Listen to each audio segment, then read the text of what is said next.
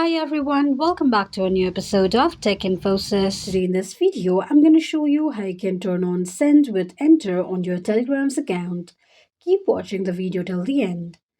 To turn on your Send with Enter on Telegram's account, firstly go ahead and launch open your Telegram application on your device. The home page of Telegram will be displayed on the screen. Click on Profile option at the bottom right corner of the page. Tap on Settings.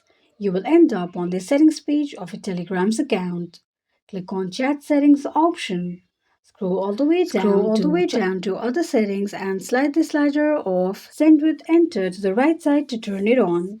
This is how you can turn on Send with Enter on your Telegram's account quickly and easily just in few steps.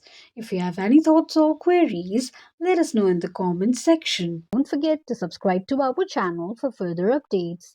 Also, press the notification bell icon so that YouTube will notify you whenever we post a new video. I hope this video was helpful to you. If it was, just go ahead and give us a thumbs up.